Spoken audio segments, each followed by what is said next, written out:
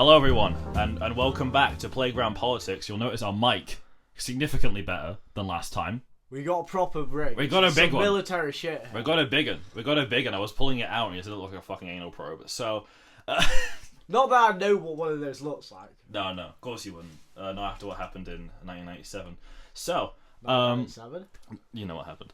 We're gonna start. I think we're gonna start straight into this. So, last 2 weeks, a lot of stuff's happened. A lot of stuff has happened.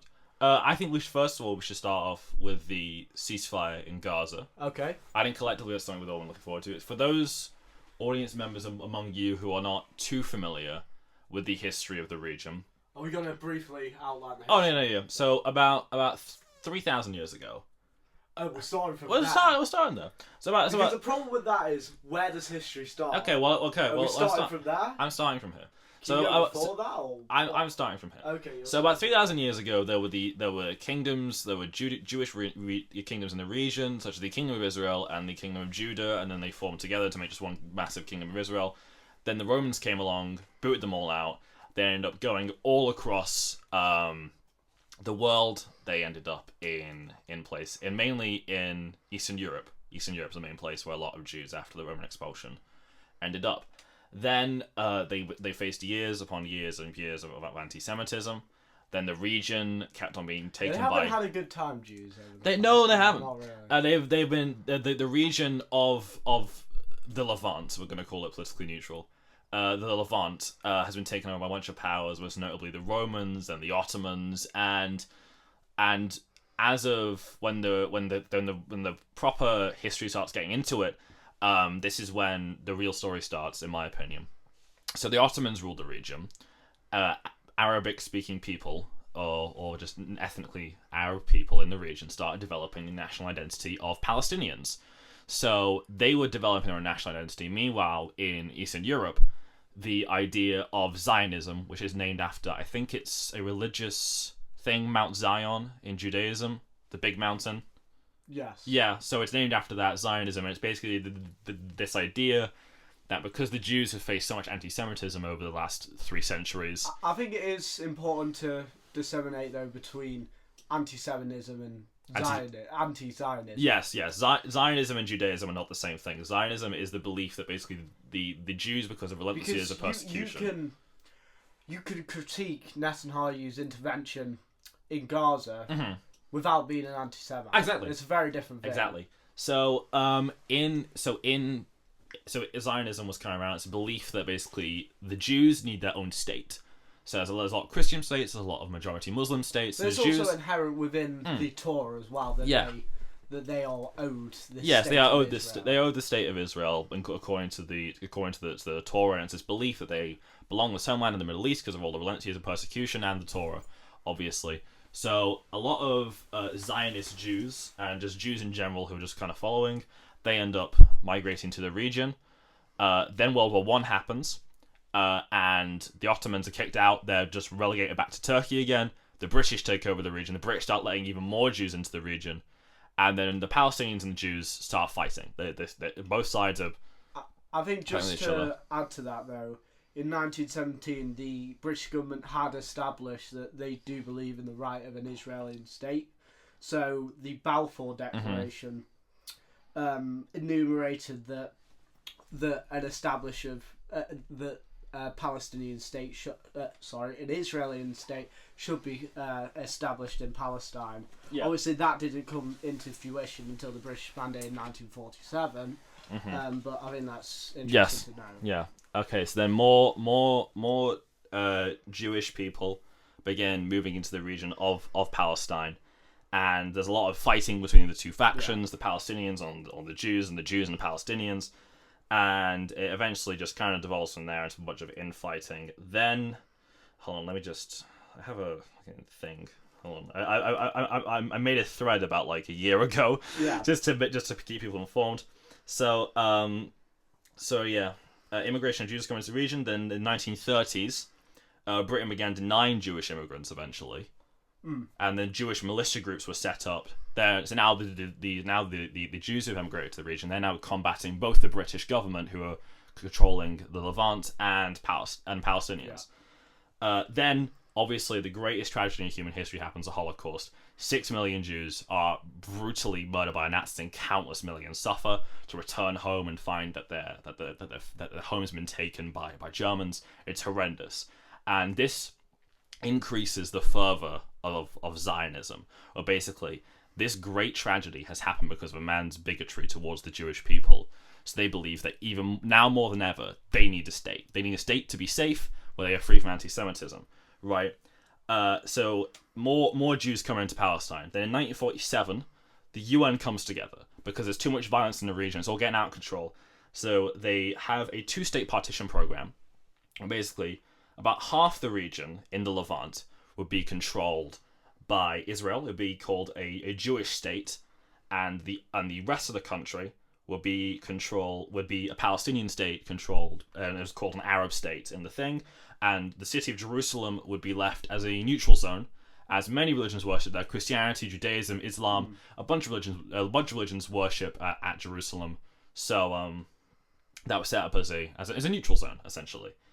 Then the Israelis accepted the deal, as far as I'm aware, but a lot of other Arabic states were annoyed because a lot of these Jewish people, they were more closely related to Eastern Europeans than they were to the ethnic Jews of the region. Yeah. So there was a war that went off. As far as I'm aware, it wasn't like a proper Jewish hatred thing. It was more of like a against European colonialism kind of thing. Yeah, so that was in 1948. I think you talked about the war in 1948, yeah, so and Israel basically declared independence, and it was attacked by the armies of 5 Arab nations. Yeah, there was Saudi Arabia, there was Jordan, Syria, a few others, I think. Yeah, I don't know if Qatar was part of that. I know Egypt got involved. Egypt, yeah. Egypt normally brokers deals with Israel. Yeah. Yeah. Okay, is that your point? Okay, no, yeah. So then Israel won the war, and they annexed a lot of territory. So Nazareth was now under the control of them, and so was Jerusalem. Now Jerusalem then became a non-neutral zone. Jerusalem was now in Israeli territory, and the Palestinians were relegated to 2 areas on opposite sides of the land, called the West Bank, which was on the side of the River Jordan near the Dead Sea, and the other half was a very concentrated area called the Gaza Strip. These 2 places are separate. And then in another war in 1967, it's the Yom Kippur War. I'm not entirely 100% sure on that. But they annexed a bunch more territory. They captured the Golan Heights in Syria. They annexed the West Bank and the Gaza Strip. And then they also end up taking the Sinai Peninsula in Egypt. Which is, for those of you who don't know, it's a kind of pointy bit near the Suez. Then in 1978, Israel and Egypt signed the Camp David Accords, and the Sinai Peninsula is given back to the Egyptians, but nothing said about the Gaza Strip and the West Bank. So many Arab states ended up making peace with Israel. Saudi Arabia did, Jordan did, Egypt, everyone thinks it's fine. But the Palestinians, who were currently now being occupied by Israel, they set up the PLO, or the Palestinian Liberation Organization, and they want Israel out of what was formerly British Palestine. Yeah. So then Israelis begin settling inside the West Bank, which basically is like they build their own houses in abandoned pieces of territory, like just fields and shit like that. And they'd set up shop there, and they started settling the West Bank. They started settling in Gaza, and then an Israeli truck crashes, and it kills 4 Palestinians, and a series of protests erupt called the Intifadas in the West Bank, and a bunch of quite violent protests against the Israeli government. Then meanwhile, Hamas, they're very important. They are a violent extremist terrorist organization. I want to get my definitions clear here, because some people would object to me calling Hamas terrorist organization. So I want to get my definitions straight here. So terrorism, according to Oxford, is the unlawful use of violence and intimidation, especially against civilians, in the pursuit of political aims. So I want to make my definitions of terrorism clear here, because that is what Hamas has done time and time again. Right? So Hamas is beginning to make massive strides inside the Gaza Strip. And they're giving all these promises like, all the Israelis will leave and stuff like that. Then in 1993, Bill Clinton comes along, And he gets both Israel and Palestine to the Oslo Accords in order to ensure a free Palestine and get the Israelis out of Palestine. And this should work, except after the second round of signing, the Israeli Prime Minister Yitzhak Rabin is shot and killed by a far-right Israeli who accused him of being a traitor and a Nazi. So he's dead, and this doesn't go through, and violence continues in the region. It's a bit more guerrilla by the Palestinians and a bit more organized by the Israeli government because they got like funding from the U.S. Army and stuff like that. So it's more organized by the Israeli government, and it's more like guerrilla tactics by the Palestinians. And it's a lot of violence between the two of them, and extremists on both sides want to ensure the other's total destruction. Would you say that it's a lot more contentious at this point than it had been in the past? This is where things start to get where things start to get contentious. So then, there's extremists on both sides. There's extreme Zionists, and then there's extreme Islamists, and both of them want either the Jews or the Palestinians dead, right? And then another summit at Camp David happens. Nothing happens. It comes up fruitless. And another intifada occurs, and it's a lot more. Well, I think that was mainly on account of Arafat, and I think he was very unwilling to concede and actually take a diplomatic approach. I don't think he was willing to relinquish any Palestinian sovereignty, so I think that was one of the problems. Yeah, so then another intifada occurs, and it's a lot more violent than the first one. And now the Israelis are becoming skeptical that the Palestinians will ever accept peace if they keep committing all these acts of violence, whilst the Palestinians are worried that because the Israelis haven't accepted negotiations, they haven't accepted violence, they're worried they're going to remain occupied forever, right? So Israel starts building up walls and checkpoints to try and concentrate the Palestinians. So they're all being contained inside the Gaza Strip and the West Bank. Then Israel eventually leaves Gaza to Hamas, and Hamas seizes power on the Gaza Strip. They split themselves. And that was 2005, 2007? It's mid 2000s. Mid 2000s. They end up splitting from the main Palestinian government. Hamas and the main Palestinian government are now separate.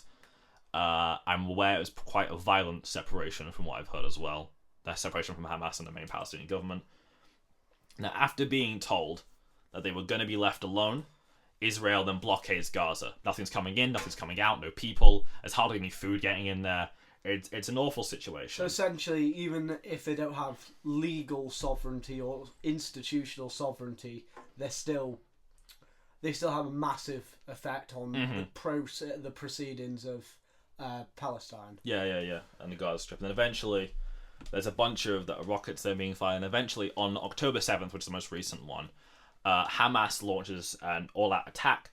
They jump the border, they fire rockets, and 1,400 Israelis are killed and 200 are taken hostage. It's an absolute humanitarian tragedy. I don't think there should be any denial about this. No. October 7th was a humanitarian disaster and should never have taken place.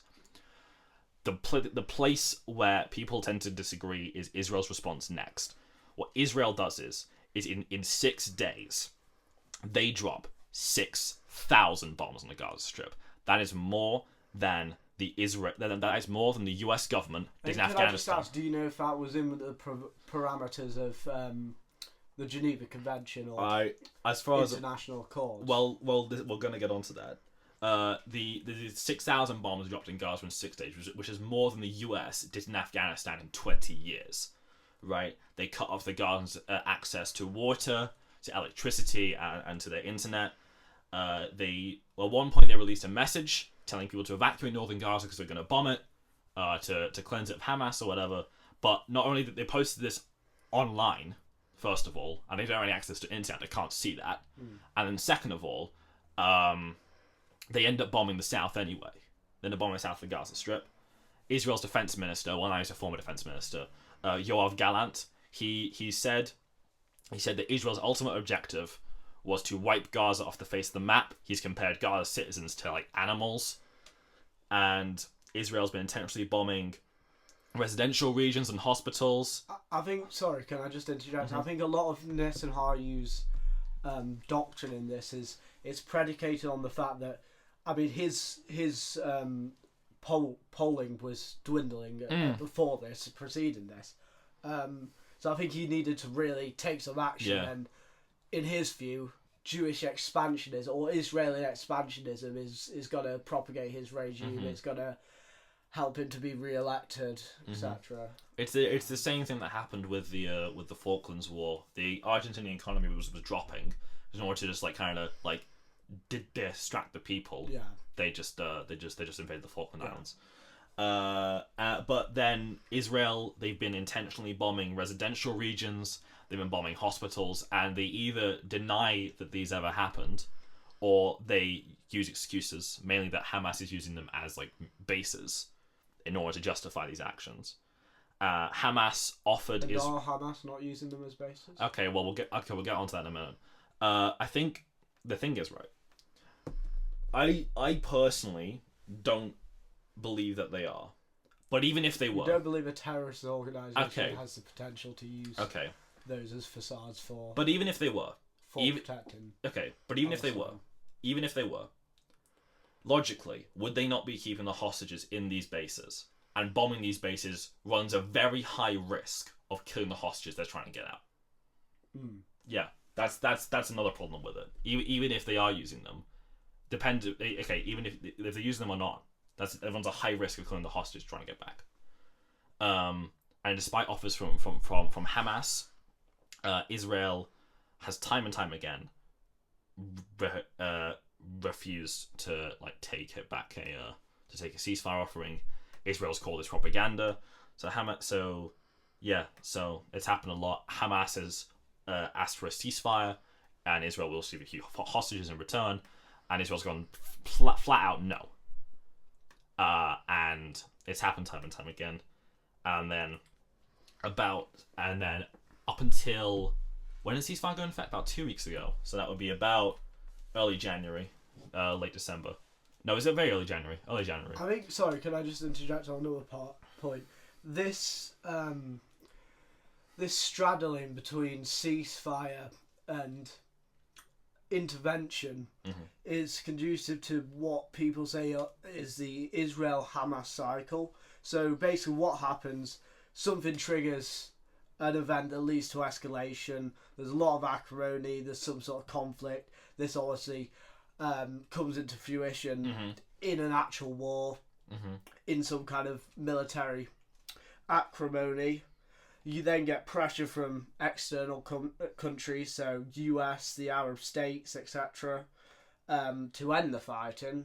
And then it culminates in a ceasefire, inevitably. But then it's this cyclical structure that fundamentally none of the parties are ever going to be satisfied. They're always going to want more. They always want to want more concessions. Yeah. They're going to want more land. Yeah. And I think the Israel state and the Palestine state are so ill-defined. There's no sort of enumerated frontiers, if you know what I mean. There's not established borders. Yeah. So on Google Maps, the borders just fucking everywhere. They're always subject to change, and that's obviously contingent on what the government is, what other countries say. I think the main issue is with the ceasefire deal. The devil was in the details, right? Because the both sides mainly they want two things. Hamas, their main objective before the ceasefire went into effect was they wanted to stop the bombing. That was their immediate objective at that time. Israel wanted to bring the hostages home. The devil was in the details. Hamas also wants to entire removal of Israeli presidents from Gaza. Netanyahu wasn't going to allow that. Netanyahu wants the entire dismantlement of Hamas. Hamas wasn't going to allow that. And it was a back and forth of being the devil in the details. And it was it took so long. Eventually, it ended up around 45,000 people died in Gaza, and 11,000 of them were children, which is absolute humanitarian disaster. And the International Court of Justice ruled what Benjamin Netanyahu did was a genocide. South Africa backed him. A bunch of other countries. South Africa's case, actually. A bunch of other countries are backing it. and then there was an International Criminal Court arrest warrant for Netanyahu as well. A bunch of countries backed that. Canada backed it. I'm not sure if we did. I think we remained neutral. I think we didn't. We didn't. We didn't make a statement about it. The US firmly. I know we called for a humanitarian ceasefire at one point, but I'm not sure if that actually. No, I meant about the arrest warrant specifically. Oh yeah, sorry. I don't know about the arrest warrant. I heard a rumor that it got put into effect, and I saw the PMQs. It kind of said he wasn't going to. I'm not entirely sure. I mean, it's quite ambiguous. Yeah, but the US has firmly said no. We're not going to arrest Benjamin Netanyahu if he enters US territory. And was that the Biden administration? That was Biden. That was Biden. This is Biden when the arrest warrant was issued.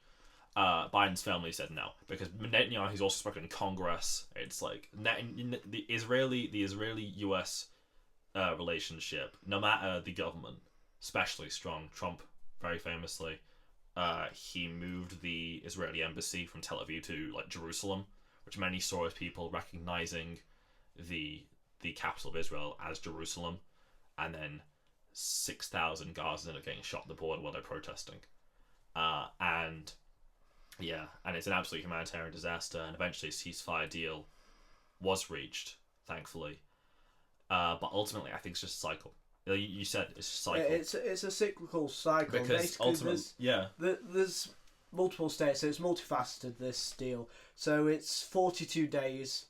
And involves the swapping of hostages and political prisoners. Some of them come home. A British one came home as well. I think it's Hamas. Yeah, Damari came home. Damari. I believe on the 15th of January. Yeah, I think so. It wasn't long ago. So Hamas are going to release 33 hostages. But the problem with this is, after these proceedings are undertaken, what's going to happen then? Is Netanyahu going to pursue any further? Does it mean he's not going? Is he going to refrain from intervening in a military capacity again? I mean, he's not going to mitigate the narrative that he's been purporting for the last few years that Israel are going to have a right to defend themselves. And just because he signed a ceasefire now, is he actually going to act upon that? These 42 days, is he actually going to fulfill the things he's promised? He's already gone back on his Lebanon deal. He was going to pull troops out of Lebanon. He's gone back on that. So I think it's really indicative of this sort of punch and Judy politics. It's tit for tat politics, and the problem is when you base these kind of deals on concessions, you're never going to sustain them. They're always going to be futile because, like we said before, they're always going to want more. And there's always that nativism and that inherent sense of Zionism in Israel on the part of some Jewish people, and obviously Islam. So you're right. Actually, I'm thinking it's and I think ultimately it's just going to keep happening again, because what's going to happen is Israel won't leave them alone. Israel won't leave the Palestinians alone.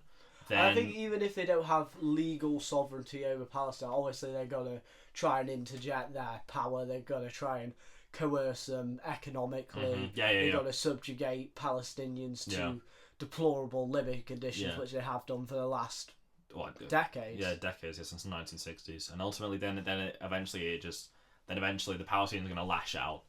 They're going to fight. They're going to try and attack Israel, and then Israel's going to bomb the hell out of them again. Yeah, it's going to be this cycle over and over again until eventually we actually manage to figure out a decent two-state solution. Yeah, I'm not sure there can ever be a decent two-state solution, because when you have two bodies who are in contention with each other, who believe that they have a sovereign right to this land, it's so juxtapositionary. The idea of a two-state solution, how are you ever going to implement that? That is not a practical reality. I mean, people have proposed some kind of deal with Egypt, maybe issuing off some Palestinian land to Egypt and being able to broaden out the Palestinian area, but I'm not sure how realistic that is. I think it's an issue that ultimately I fear it may never be solved, but I really hope it is. I think everyone around the world, even if you have a strong pro-Israeli or pro-Hamas sentiment, or not pro-Palestinian, Palestinian. I think I need to make there's a difference. Clear. We'll get to that in a minute. Stark contrast. Yeah, no, I'll talk about this in a minute. Don't worry. Ultimately, people do want peace. I think inherently, but it depends on who you blame it on. It's how that peace is going to be executed. I, in my opinion, a two-state solution is the most viable way forward. I don't know how we're going to enforce it, but I think a two-state solution is the most viable way forward. But moving on to our next, somewhat depressing, less depressing topic. Actually, no, I argue actually probably more depressing. Climate change. Climate change. So quite a broad topic. It's a quite broad topic, but there's a lot of stuff happening. What specifically about climate? Well, there's just a lot of stuff recently. It's got me thinking about it. 2024 was declared the hottest year on record, and yet we've got snowstorms all over the world. Like, I think it's such an incredibly dystopian time. If you look at the United States, one half of the country, like the East Coast, it's snowed in. It's all like the traffic is practically froze up in Washington and New York, right? On the other side of the country, wildfires are raging in California. They're going absolutely insane, and they're all burning. It's a horrendous situation over there in California, and I think obviously part of the main reason for this is obviously some people are going to blame Gavin Newsom and his governance, but the main issue of these fires and the snow is climate change. Absolutely. But I think we unfortunately we have come to a moment where once again we have a president in the White House who does not believe it's real.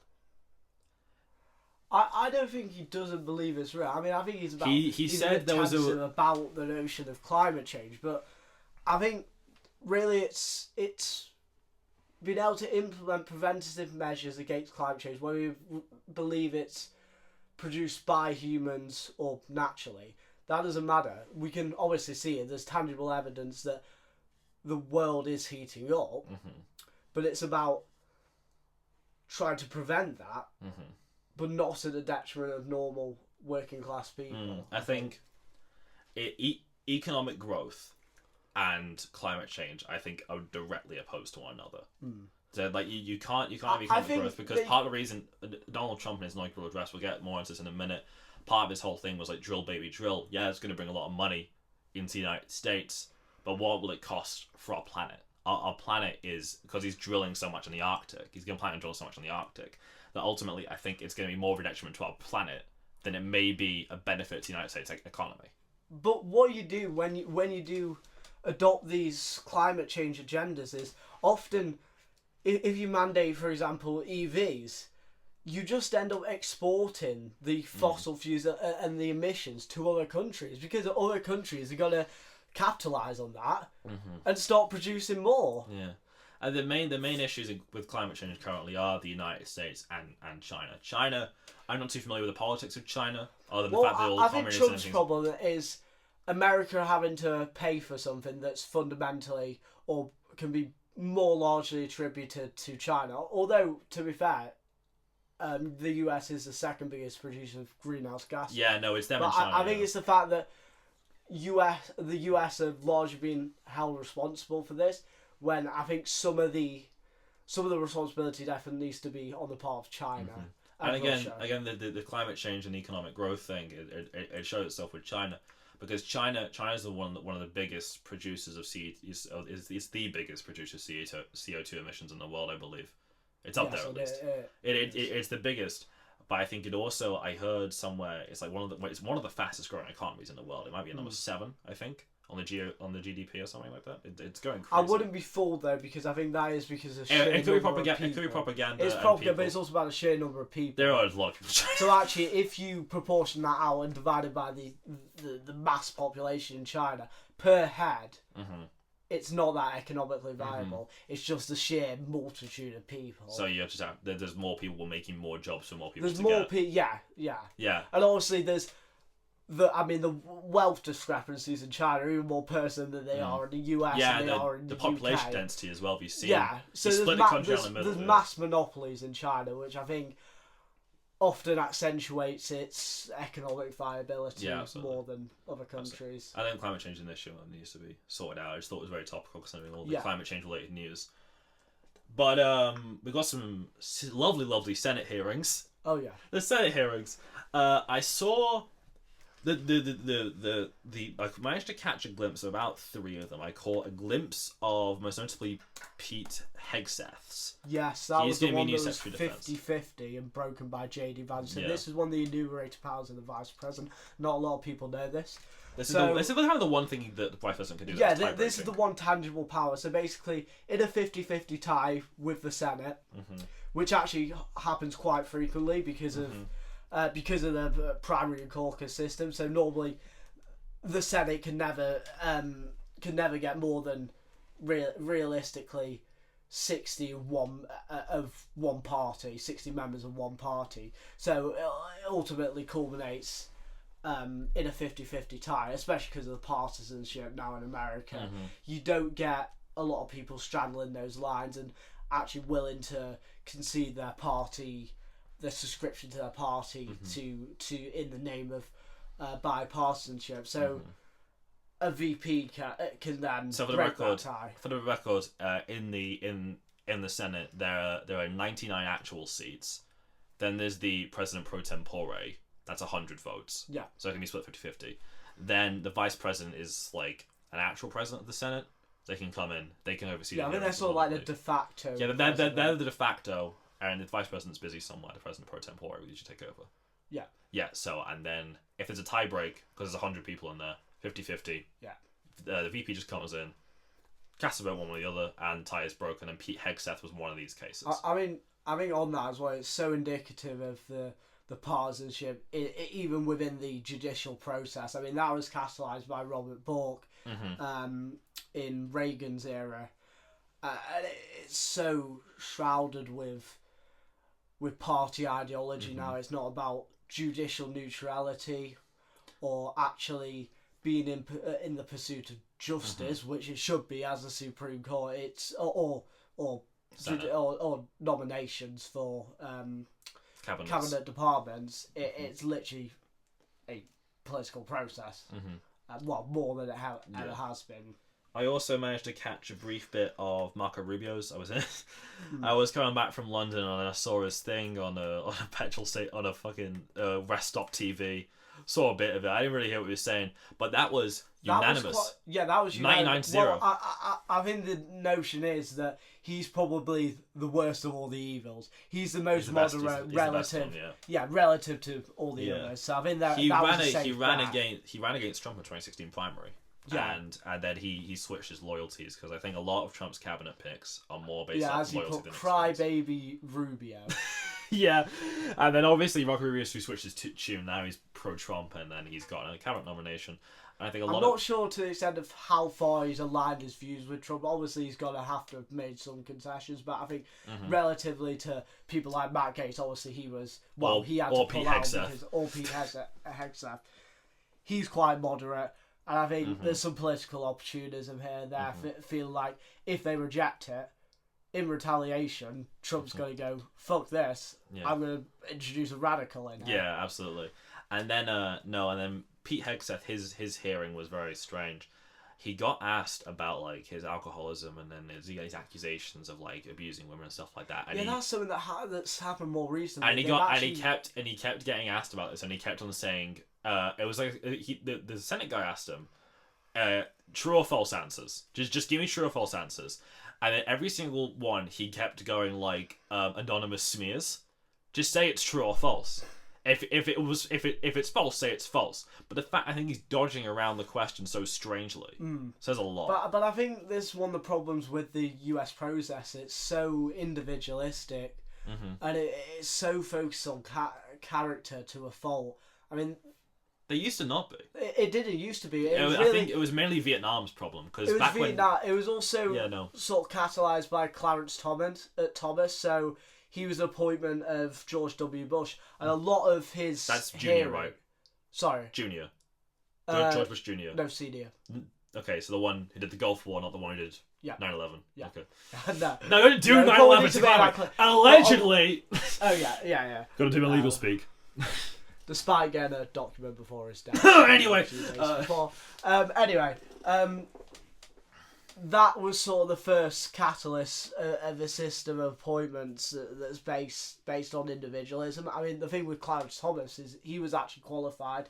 He was a highly qualified, circuit judge, but all his appointment his hearing focus on was his character. I think he'd had problems with alcohol and he'd committed some adultery or something. I think the part of the problem was with Pete Hegseth. Qualifications were part of an issue because Pete Hegseth, for those of you who don't know, Pete Hegseth is he used to be a member of the National Guard. He might have been. I don't know what rank he was, but he didn't get very high. He was like pretty like a private or lieutenant or a colonel or something. Not a colonel. What's it called? One with a C. I don't even remember. Sergeant. That's it. I think it's sergeant. No, it's not with a C. I know. Shut the fuck up. No, but he was probably one of those, and he was also a presenter on Fox News for a while. And then I wouldn't call him qualified to be Secretary of Defense. I'm not sure about you. It depends how versed he is in the military. I mean, like I said, it's probably important to find out what rank he was and how much experience he's had in that domain. Pete Hegseth. He was a member of the National Guard. The National Guard, they don't get deployed, do they? They usually stay on. They usually stay on the home turf in case the national ownership. Does that not mean to a degree he has some experience? Oh no, never mind. He was in Iraq and Afghanistan. Okay, so I think he had military service from 2003 to 2014. Oh, he's a major. He was a major from 2003 to 2014, and again from 2019 to 2021. He was a member of the Minnesota Army National Guard and the District of Columbia National Guard. That's a thought. If he was in the DC National Guard, he might have been there on January 6th. Oh. That's a thought. I'm not 100%. I'm not 100% in that. That's a possibility. Yeah. No, I think I'll say it's a possibility. He's got a Bronze Star. He got an Army Commendation Medal. He got Combat Infantry. Okay, he's pretty decent on the ground kind of stuff. But I still wouldn't call him qualified to be Secretary of Defense. Although, what constitutes being qualified? I mean, at least he's actually got experience in that. It's true. I still think we do need someone in the army who is like who's a good Secretary of Defense. I reckon James Cleverly, he was in the army for a while. He could have been a good Secretary of Defense. I think he was just Home Secretary there, wasn't he? Yeah. And then there was Rory Stewart. He was in the army for a while in the Gulf, and he could have been a good Secretary of Defense, I think, as well. But I think he's a Fox News host and he's a soldier. He has no proper political experience. I think that's mainly the problem. But RFK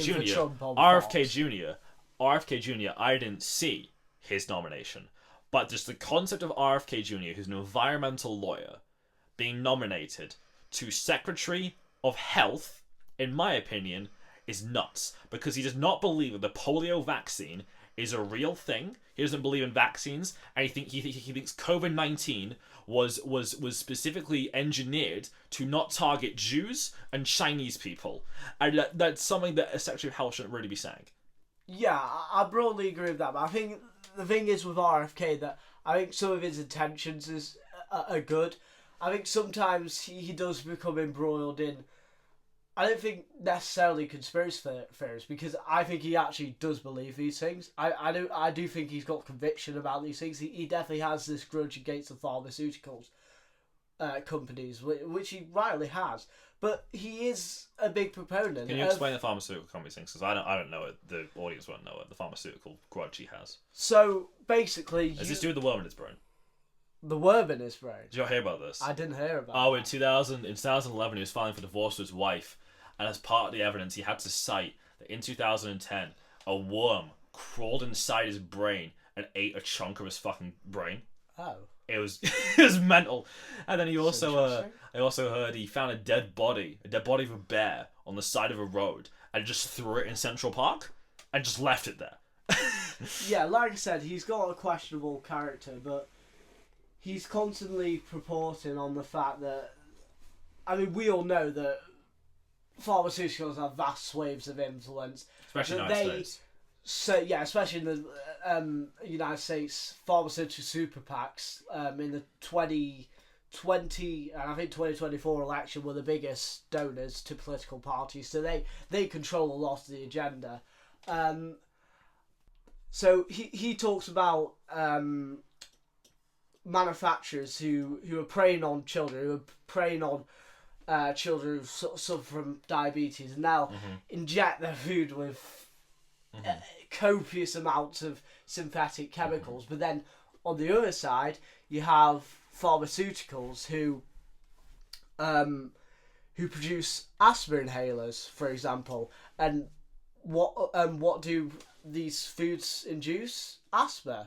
So you have this complex and this cyclical relationship, and that's what he's really talking about. I think the main issue with RFK, I think some of the stuff he says about like the quality of food in the United States is it's somewhat true. It's very unhealthy I think food. With people who are so contentious like RFK, you have to be able to disseminate what some people think is a conspiracy theory. Now, I don't think all of it is, but obviously you have to take it with a pinch of salt. There's stuff about the vaccines and COVID that's horrendous, but stuff like he says about food, that's fair enough. But I think the problem is the way he goes about it is because it's to do with these like tariffs. It's to do with economics, right?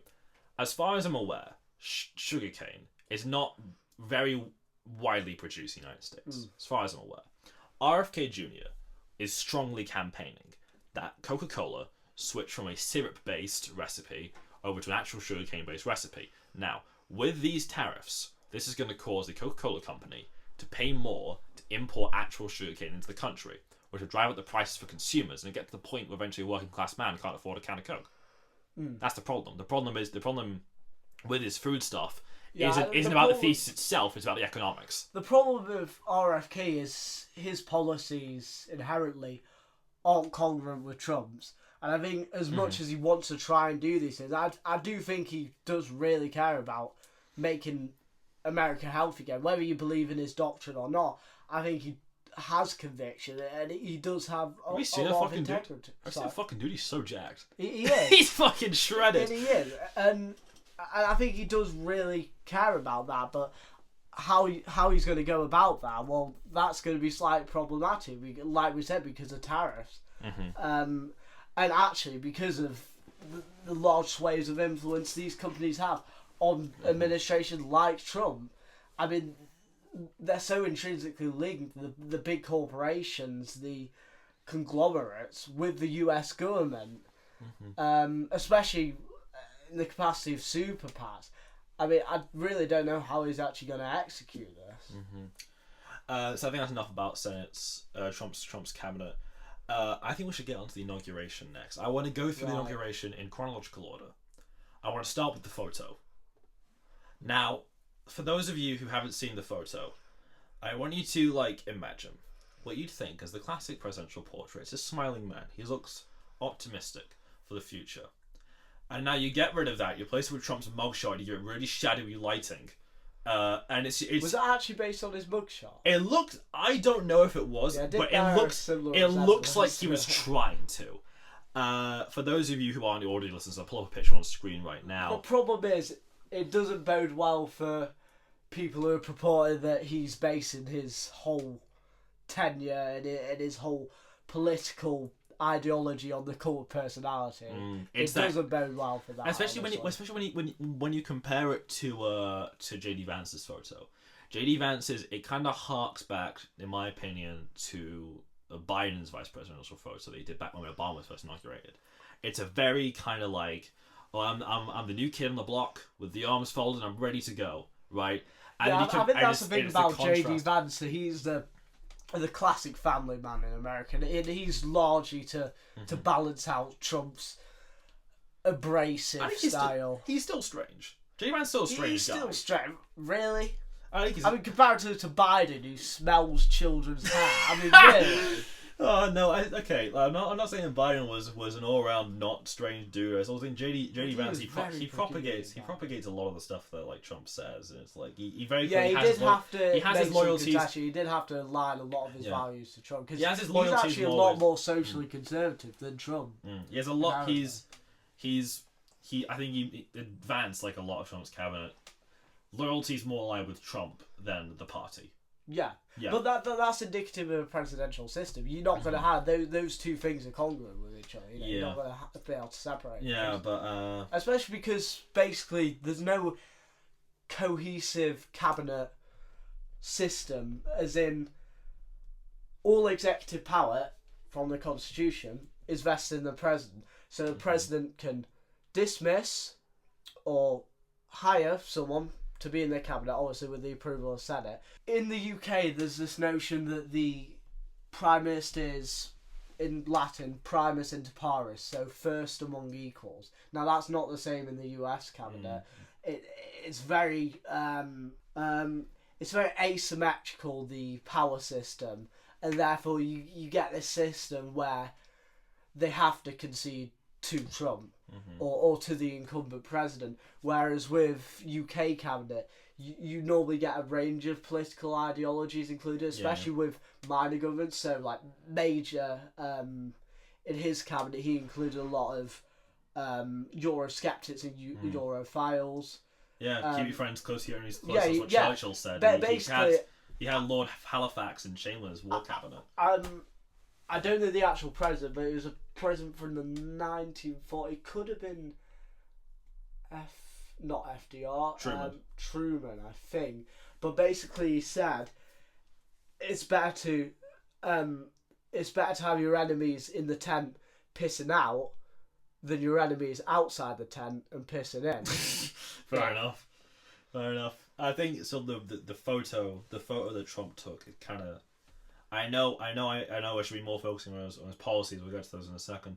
But I think from the moment I saw the photo, I felt as though I had a feeling. I think about de what facto, because of the presidential system, you become. do have to focus on individualism to an extent, obviously, because it is a personal matter. Yeah, no, it shows a sense, the new photo as contrasted with the old one.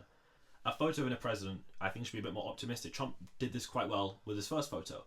I think it showed a bit more optimism for the next year, in contrast with his shockingly disturbing inauguration speech that he made. It was like, America's disintegrating, we gotta stop this! And it was such a contrast with the speech, and I think it worked well to instill a hope in the American people. And I think more presidential photos should be like that. They should instill a bit more hope for the future of the United States, other than a feeling. Look, he's got a downward stare. It's kind of like, it reminds me a bit of like Stanley Kubrick in the way it's framed, and it's like, I'm the boss, and that's final. I'm the boss.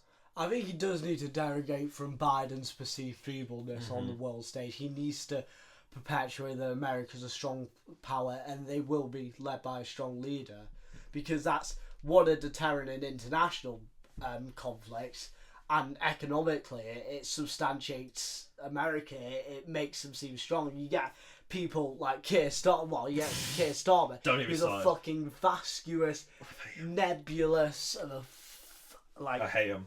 I hate him.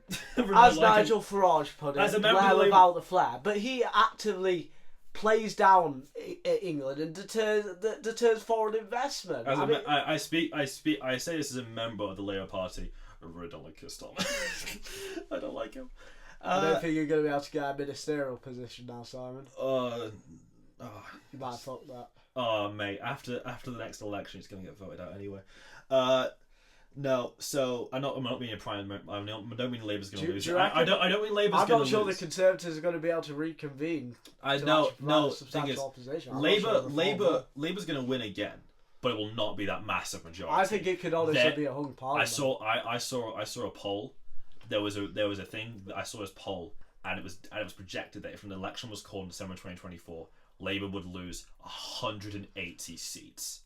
Would that still make them the incumbent? They would still be the incumbent government, but only by race. Would that be a hung parliament or a majority? Only by 4 seats. They'd be a majority by 4 seats. So they'd be able to do fuck against the Tories. So the Tories have 222, Labour would have 228, and Reform would have 72.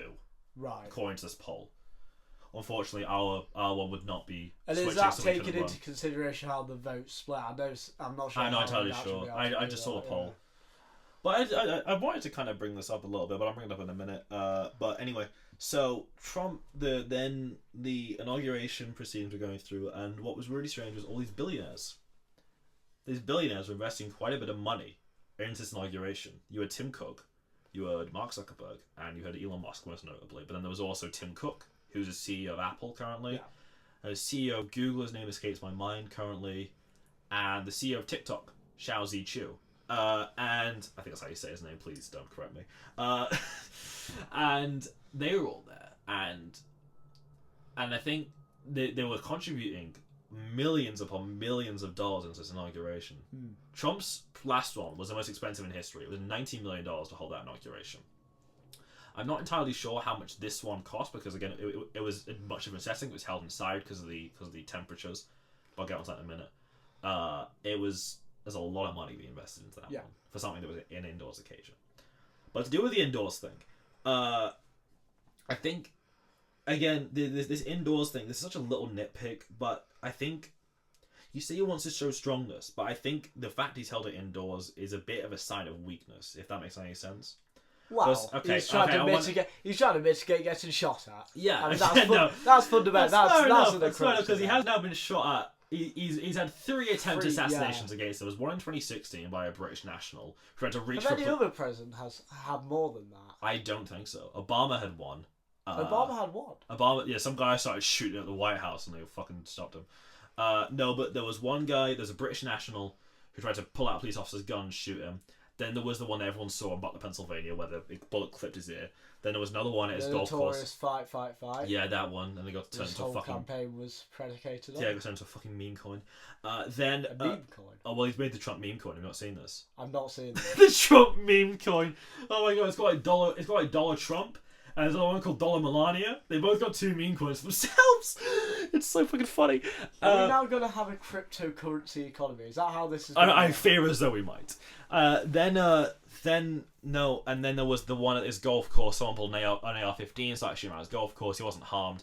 But it's still 3 attempted assassinations. Not only were they worried for a 4th, but the official reason they cited was the temperature. And I take issue with the temperature explanation. Because I know this is such a stupid nitpick. I probably shouldn't be talking about it. But it's quite trivial. It's such a nitpick, but the only inauguration to ever be held inside was Ronald Reagan's second one in 1985, and that was when it hit 7 degrees Fahrenheit. I'm not sure. What temperature was it this time? It was 25. 25. And there have been inaugurations that are colder that have been outside, right? JFK's, I googled this.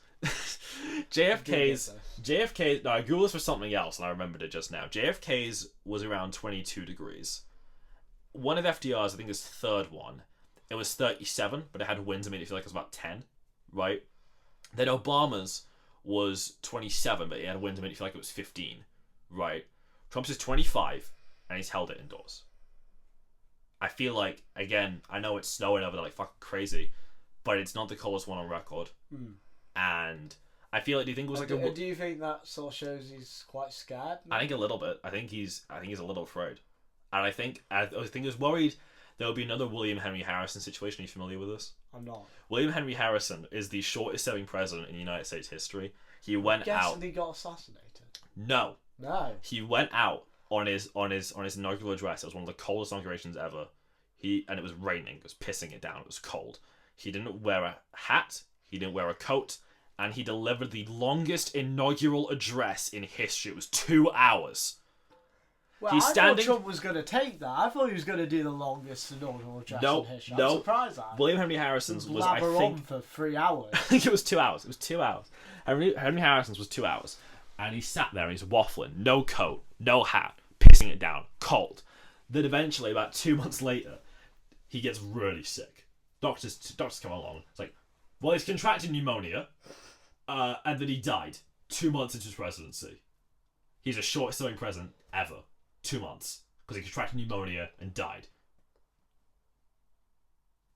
That's the one thing we all know about Henry Harrison is shortest serving president because he's got pneumonia. Trump's scared he's going to contract pneumonia. Is that what you basically saying? I think the thing is now Donald Trump, he is the new oldest person to ever be inaugurated into office. It used to be Ronald Reagan. Comparatively to Joe Biden, he's still, whatever you think It used of to Trump, be. he's still a lot more mentally cognizant. I think he's able to function. Well, I mean, about the wildfires, he was waffling on about the. That's just Trump, though. He's done that. No. There was a I think he specific still thing. is with it. There was a thing he said about trees. He said this thing about trees. It was really, really fucking funny. He said like something about trees like sucking up water from the ground, and that's why the fires weren't being put out or something. It was really strange. I'll try and search it on Twitter because it's really fucking funny. Donald Trump trees. It's such a fucking good clip. Please, I think I have it. Is this it?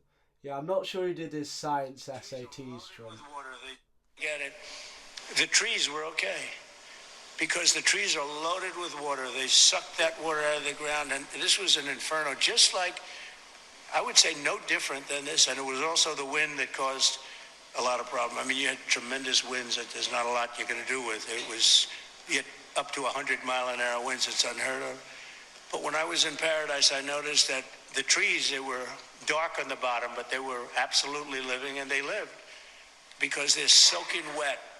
But the trees that were on the ground, within 12 to 18 months, they say 18 months at a maximum, you have to cut them up, take them away because they're matchsticks. But we saw that. You saw that with me. I commented at the time. I said, look at this. The house is burned down and the tree is standing, and it's, other than being a little different color on the bottom, and it went through an inferno. It's amazing. It's soaking wet. So I think they have to do it. It's called management of the floor. And when the gentleman from Austria and also Finland and other countries, they said we manage the forest floor very, very carefully, and we don't have forest fires. You know, they just don't have them. So I'm sure you're going to do the same thing. So there can be no... No one has trees like we do. We have the biggest, the bestest trees. It was mental. And then there was that and the shark attack thing. Where he's like waffling on about like he asked this random guy, I think it was a fisher, and he was like, if you have a boat, if you'd rather die being eaten by a shark or being electrocuted. Yeah, that was it. No, because it was like if you're in a boat and the boat sinks and it's electric and there's a shark 10 yards away, and then he starts waffling on about sharks. He goes, a lot of shark attacks lately, and he goes, a lot of sharks, and then he goes, bigger sharks, and then he goes, they don't understand when they bit off that poor young lady's leg. It was such a strange rant. And then he goes back to the story about the electricity and the sharks, and he goes, I choose shark every time. Has anyone ever asked you that question? And he goes, no one's ever asked me that question before. It's a great question. Beautiful question. It was, I think, to say, I don't think he's on Biden's level yet, because there was that moment where it was like, it's hard to describe America in one word. This is where it is. I'm going to make this very clear. He's nowhere near Biden's level, but I think he's getting there. I think he's getting there. I think Biden's been on fentanyl. He's getting it from it from Canada. No, but that's what explains his mental delusion. No, okay. So then we actually get onto the day of, it was like who's who of everyone who MAGA hates. Obama and Bill were walking out. They were getting booed and jeered. Mike Pence came through without his wife. Without his wife. Michelle Obama and Mike Pence's wife. I'm surprised Mike Pence got invited after what happened in the last and all. No, I think he was invited. I think so was his wife, but his wife just refused. Because to be fair, if my old husband's boss had incited a mob and they were running through his place of work chanting "Hang Mike Pence," I wouldn't really want to hang around near that guy. A bit tenuous about that. Just a little bit. And and then Michelle Obama didn't show up either. By the way, the Notre Dame opening, she didn't show up to that either. I want to correct that from the last podcast. Michelle Obama did not show up to Notre Dame either. And that was not Notre Dame. No, she didn't show up to Jimmy Carter's funeral. Not show up to Jimmy Carter. I was going to say Notre Dame. No. She didn't show up to Jimmy Carter. She didn't show up to Jimmy Carter's funeral. I want to correct that from the last podcast. And there were a bunch of people there, and Joe came out, and Kamala came out, and it was a lovely time. And then JD Vance came out, and he His swearing in was fine. He put his hand on the Bible. He did the whole thing.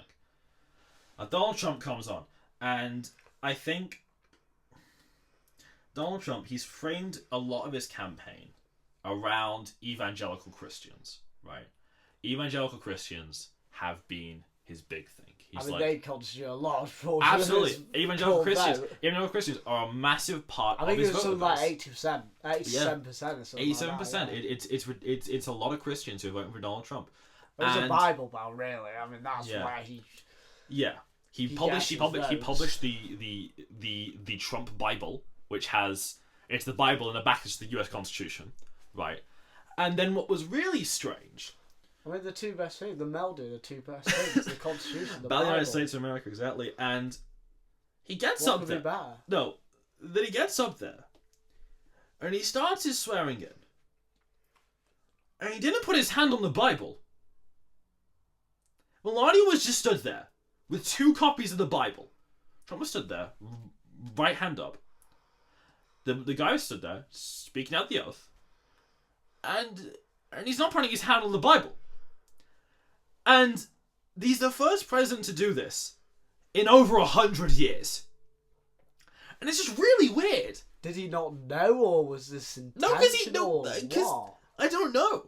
I don't know, because he put his hand on the Bible last time. I don't know why he's not done it this time. I don't know why he didn't put his hand on the Bible. It's really weird. I think he can dispute how Christian he is. I think Joe Biden, he was a regular Christian. He was a regular Christian. He goes to church every so often. Jimmy Carter was. But the thing is, Donald Trump, he's framed his whole thing around being a Christian. He didn't put his hand on the Bible. So that's not the best political optics, really. No. Want to appease the. No, it's really weird. Evangelical. Put your hand on the fucking Bible. That you're Christian. Put your hand on the Bible. It's not even. It's like not even arm's length from you. It's right there. Melania was just stood there, looking confused. Oh, by the way, the fucking kiss that he gave Melania was absolutely hilarious. She wears really like wide-brimmed Oppenheimer-looking hat, and he couldn't kiss her on the cheek because the brim was too wide. I think that was done as intentional. I think that was really fucking funny. But he was just there, really confused, looking at him, just like look down at the Bible, look to him like, what the fuck are you doing, right? And he said that he's doing. I solemnly swear I preserve, protect, and defend the Constitution of the United States, so help me God. And then I stood there like, what the fuck are you doing? Like, and oh my god, then we'll get onto the speech. I've been told you have a few words to say about the speech before we get into it. Sounds like a eulogy. I have a few words. There's a few words to say. The speech was a great, man. The speech was great. It was a bigly speech. No one else does a speech like me. In a slurry of what seemed like incessant executive orders and actions, Trump, with an infatuating glint in his eye, has proclaimed his intentions for the next 4 years. They're conducive to 2 things: an almost biblical-like resurrection of what he failed to do in his preceding tenure, and a complete derogation from the Biden agenda, particularly given the fact a large swathe of these orders reversed the proclamations Biden has made. As Kamala began to disintegrate into mere particulates, much the same as the witch in The Wizard of Oz, and Biden sedated with his own delusion, Trump laid down the doctrine of his new administration: action. The most pertinent of these were declaring a national emergency at the southern border, redefining birthright citizenship, pulling out of the Paris Climate Accord, pardoning January 6 rioters, but there were also a mesh with proclamations to incite a social revolution. He gave executive departments 60 days to annex DEI jobs, so diversity, equity and inclusion. Mm-hmm. He comprised LBJ's anti-discrimination executive orders, specifically on a federal level. And likely the most contentiously of all, the government only recognised 2 genders. Okay, yeah, it was his speech. It was I read it a lot differently. I felt like it was just a bit strange, and it was like it felt very authoritarian to me. I don't know why. And it's just well, I think he's especially, as well as derogated from the Biden agenda, I think he's trying to differentiate from his first term. When Obviously, he came in last term, he didn't know what the fuck he was doing. He didn't have any plans. He didn't have any provisions in place. And this time, he really... And the problem is, obviously, because of the 2-term limit in America, and the fact that in the last parts of your tenure, you normally rendered what people call a lame duck. So Congress tends to be a lot more combative. He needs to get stuff done. I mean, these 100 days are so primordial for him. They're so essential. He has to do stuff, and he has to prove he can do stuff. I think he didn't. I think part of the thing was a whole part of his campaign was a lot of people were saying, "Oh, he's going to lower down the price of eggs." The price of eggs was a big thing. I'm not sure about you. I didn't hear a single thing about the economy in that thing other than drill baby drill. I didn't hear a single thing about the economy. What was going to do with the economy? What I did hear was he was going to rename the Gulf of Mexico. And Hillary Clinton started pissing herself laughing, so Doug Emhoff. And everyone behind them did. It was, and I feel like if he's trying to make America a strong superpower, he keeps saying a lot of what many people would say is kind of ridiculous. His support is clearly done. I think it's so trivial, something like that Gulf of America thing, and there's no point because it's literally just going to antagonise. I'm not sure if he can change it. I'm not sure if he can change it. I'm not sure if he actually has the power to do that. No, it's like, but then I feel like it. Okay, you ever seen Star Wars? You know you've seen Star Wars. Of course, I've seen Star Wars. It's the audience haven't seen Star Wars. Okay, it's a series about a bunch of fucking space widows, but there's one scene. You know the scene where Palpatine, he dissolves the Galactic Republic, and he merges it into Galactic Empire. This is in Revenge of the Sith, yeah. Revenge of the Sith, when he dissolves the Galactic Republic, he turns it into Galactic Empire. And there's this moment where he goes, the attack on my life has left me scarred and deformed. But the Republic will be reorganized into the first Galactic Empire to ensure a safe and secure society. And then there's that bit afterwards. Uncanny impression. Sorry. I thank you so much. I work on that. That's great. And then there's a bit where Natalie Portman afterwards, Padme Amidala, she says, maybe don't try an impression of Padme Amidala. No. And there's a bit where she says, "This is how liberty dies, with thunderous applause." And it was like, I felt like I was hearing a lot of stuff that was very like authoritarian, and it was like he was trying to all the stuff about national emergencies, mainly on the one along the border, which means by the way, he can now mobilize the military against illegal immigrants crossing the border. I've seen illegal immigrants crossing the border. Illegal immigrants crossing the border. I've seen Trump's doctrine on immigration, he's not anti-immigration. This is what people need to stop perpetuating. He wants people to come, but he wants people to come in through a process illegally. That's what this is a deterrent for that. And funnily enough, a lot of Trump's immigration executive orders, Biden and Kamala kept for a large proportion of their tenure. These new ones as well. I saw a video from the border where I saw an Osprey being mobilized. Those things are fucking insane.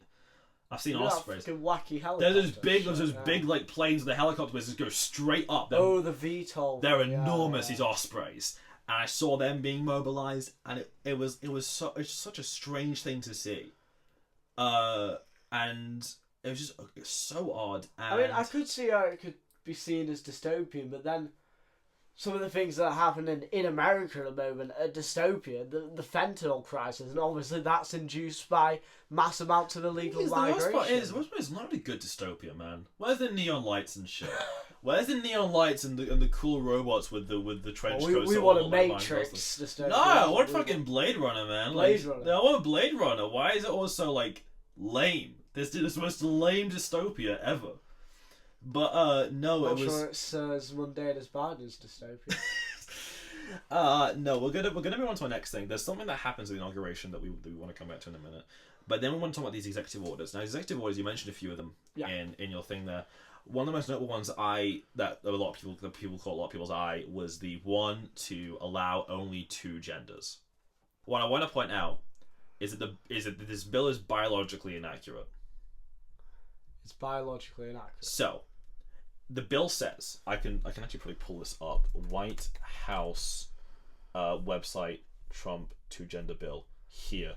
So, on section 2, paragraph E, it says, when it defines the word male, it says male means a person belonging at conception to the sex that produces a small reproductive cell. Now, That's not how biology works. Genders really only basically every human being is conceived as a female. It only turns into a male about 8 weeks in. He said here at conception. So I'm not sure if Trump knows exactly what he's done here, but he's accidentally made it. So female is the only gender in the United States. It's an oversight, obviously. But I think that's very funny. funny. Need to clarify that a bit more. That could be. And then also, there are those who are naturally biologically intersex, who've been born with both male and female reproductive parts. That eliminates them for conversation as well. Probably an anomaly, though. That has to be. It doesn't. It's not too common as far as I'm aware, but it still does happen. It does happen. It happens, and this eliminates. But I think that's more a personal thing. That's what the parents choose to raise them as. You know, that's not, obviously you can't define that by a sex, although some characteristics and some features will be more prominent. I think that's probably what sex they get assigned into. Yeah, this happened. There was this murder case a while back about this boy they found in a box. This is just a dead kid. They found him in a box in a dump yard. Apparently, there was evidence to suggest this boy was raised as a girl. Okay. I don't know. I don't remember why, but they just had this evidence that like he might have been raised as a girl. No one knows why, because no one knows who this boy was. No one came forward as his parent or anything. But it was a really strange case. But anyway, I think it was just a quite strange bill, like that and all the other stuff about gender identity and it's that whole thing. But that main point, I thought was really fucking funny. Another one that caught people's eye was this old 60s era civil rights bill. Was that LBJ? It's an LBJ. It wasn't a bill. It was an executive order, and the order was basically just like, you can't discriminate, whether it be for race, ethnicity, religious background, whatever, in a federal department. Trump repealed that. Trump brought that back. So was that affirmative action, or was it just anti-discrimination? It was an anti-discrimination bill. Because there's a very different, the stark contrast between. It's 1960s though. It's 1960s though. It wasn't a thing. He was going around Congress saying, "Pass the N-word bill for me," right? Johnson was the most racist guy who was in civil rights. Like he was passing it for Kennedy's sake, but also because he genuinely did believe it was a moral evil that the black men were discriminated against, segregation and the whole thing. And I think then what happened was then eventually, I don't know why, Trump just repealed the executive order. And it's like everyone's going off about like everyone's saying, "Oh, it's all right," and it's like it's an old bill from the 1960s. I was under the impression that the whole thing was about undoing the woke agenda, whatever you want to call it, from the Biden era. But they've gone back after 60s segregation policy, and I just thought that was really weird. I mean, I don't know. Maybe that's come into fruition in a different way in the current context, and that's been usurped into all these DEI programs that he's against. But I'd have to look into the specifics. I think that's a bit too archaic to consider a DEI program. Yeah, I think. That's the main issue I take with it, because if you really is able to go after DEI and the woke agenda or whatever, right? Which I personally, speaking for myself, I don't agree with. But no, we're not DEI and woke agenda. I mean, I don't agree with him rolling it back. I think going after old 60s civil rights era executive orders is really strange. This is a very strange thing to do. And the one that really got everyone riled up was the one where he pardoned all 1,500 January 6th rioters. That Senate people in the Senate, so the Senators have said this, House Republicans have said this. It's abuse of power, and they possibly could impeach him for it. House Republicans have been saying that. I mean, more than anything as well, it's just bad political optics. It's bad political optics, yeah. If you perpetuate the notion that you're some kind of pilgrim and totem for law and order, it's slightly contradictory to let people who've actually assaulted police officers killed one of them. Killed one. Well, they killed one on site, and then because of trauma after the fact, they either died in hospital later or they just killed themselves. Yeah.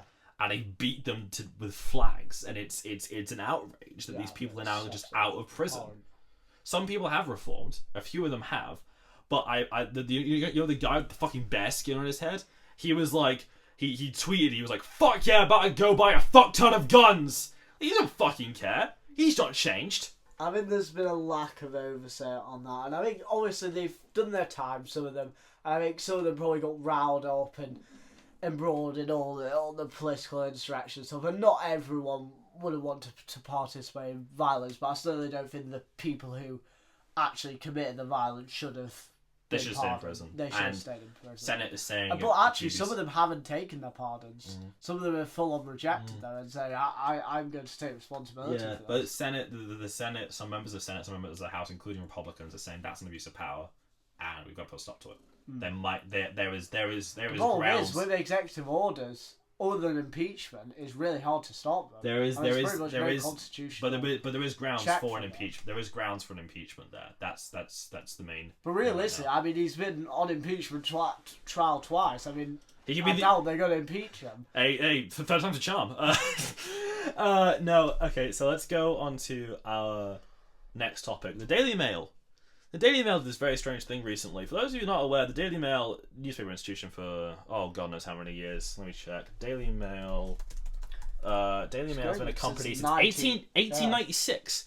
1896, the Daily Mail's been around, and it's leaning in more right-wing views. It does have its leanings in more right-wing views, you can't lie that. It leans. It's fully right. Okay, it leans. Okay, so it's a fully right wing thing. I was trying to be more conservative. Yeah, we need to be centrist. Okay. It's a right wing thing.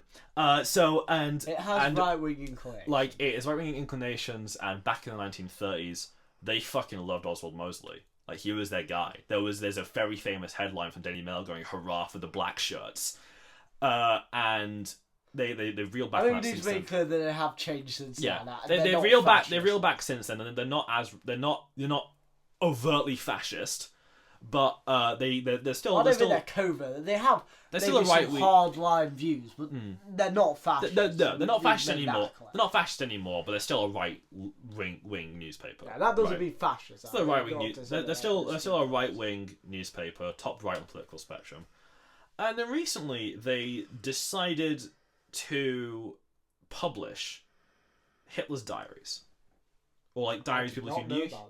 You wrote it on the thing. You wrote it on the thing. What? I did not write that. Oh, so okay, it was me then. I thought, okay, well, they recently decided to publish some diaries of Hitler. Now, the authenticity of these is very much called into question very regularly.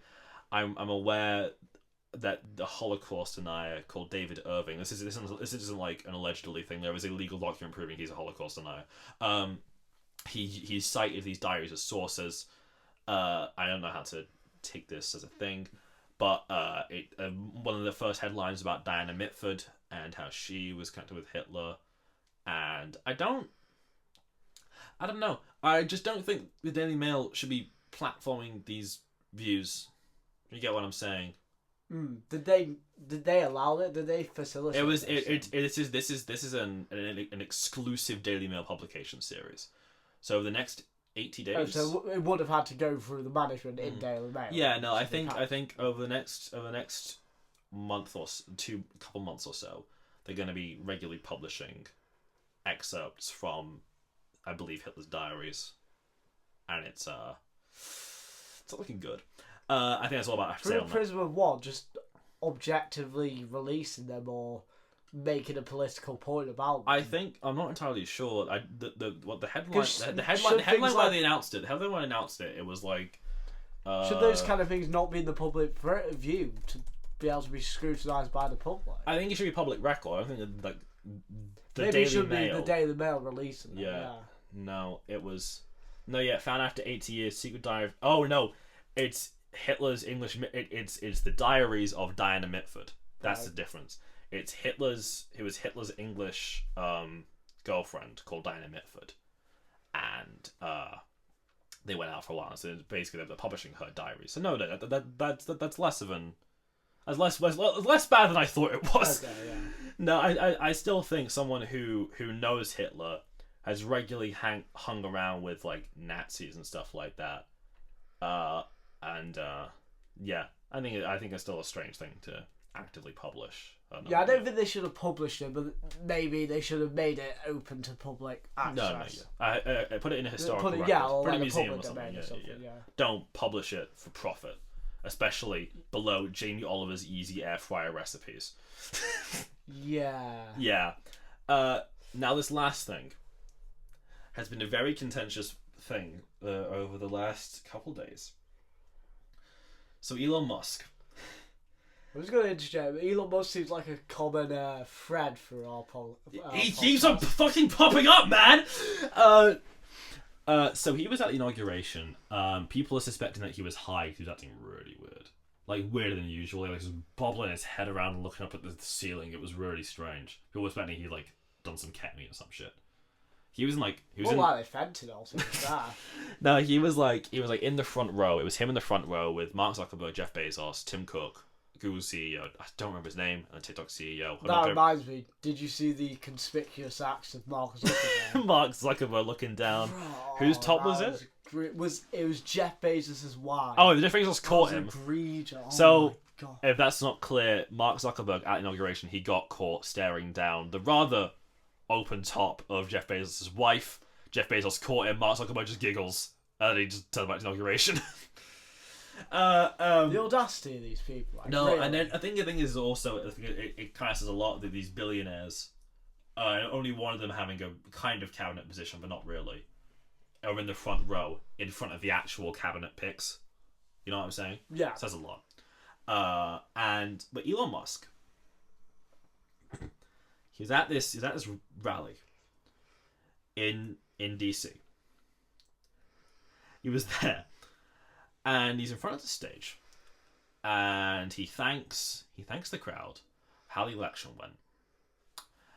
And then he puts his hand on his chest, and he throws his arm up, like 45-degree angle, straight to the right. Hands almost flat. It's like 10 degrees up, right? And many saw this, as it looked like Elon Musk had just thrown up a Nazi salute. It looked very much It did like bear a resemblance. Bearing a resemblance. Very striking resemblance. And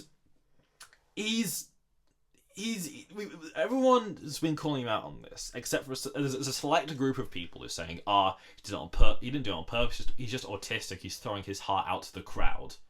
That's reasonable enough for a one-time thing. Except he turned around and he did it again. He did it twice in a row. And it's like, that's mental. For the richest man in the world, who has one of the largest social media platforms on the planet, who's about to become a top advisor to the next president of the United States, throw up a fucking Nazi salute.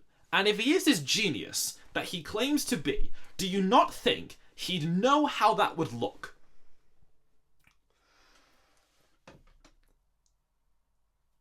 So, I think I don't really have a comment.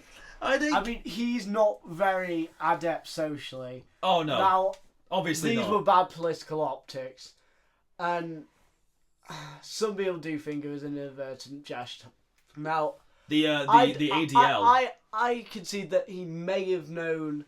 He probably knew what he was doing. I don't think he knew the ramifications of that and how that would be conveyed in the public view. I think the main issue is that he made this tweet afterwards, and I think his exact words were, "The radical left has finally taken a break from praising Hamas to calling me a Nazi." And it's like, it's not just the far left that are calling you Nazis, man. The far right is saying you are too. I have seen edits of Elon Musk throwing it up, and then it cuts to an edit of Hitler and the Romans and Heinrich Himmler, and it's mental. And then Andrew Tate, he tweeted about it, and he said, "Heil Elon," right? He said, "Heil Elon."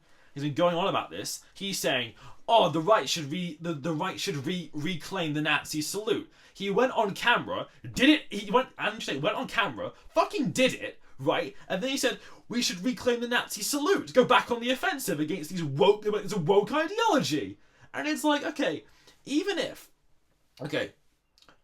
let's say in a scenario where Elon Musk didn't know what he was doing, he's just throwing his heart out to the crowd. Which, I do want to remind you, is something he only said after he did it twice. Right?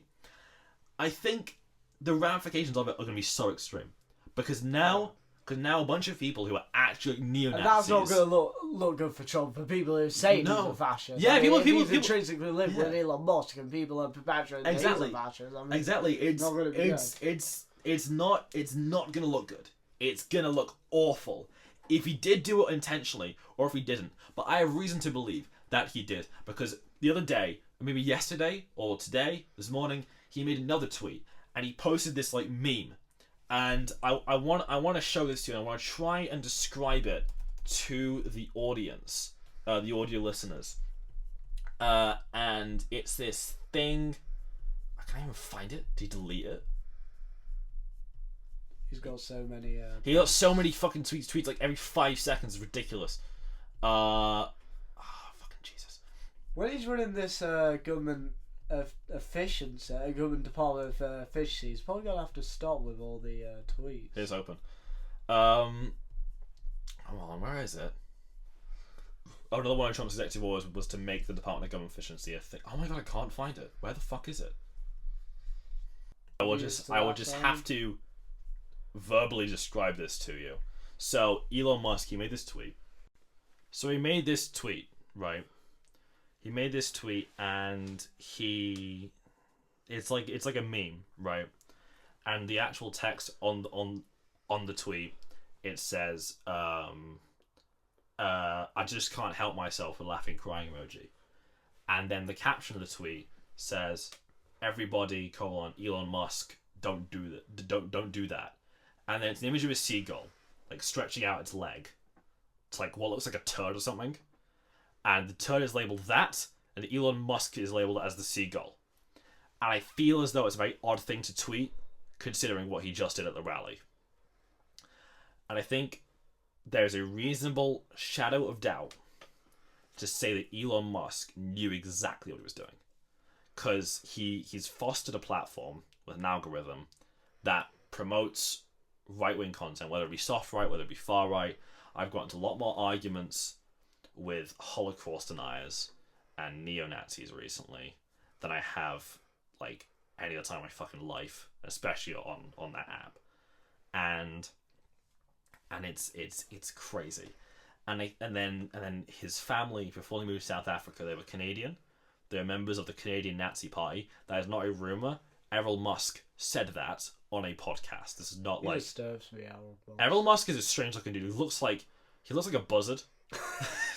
He's a strange looking dude, but no, I think he needs serious psychiatric help. Absolutely. But I think there is a reasonable shadow of doubt to strongly suggest Elon Musk knew exactly what he was doing, and he only made it slightly strange just to make it seem like he didn't. Because he didn't do the full straight arm right up Sieg Heil. I think that was why there was so much ambiguity with it. Yeah, because I think there's a reasonable shadow of doubt he knew what he was doing, and he did it strange on purpose.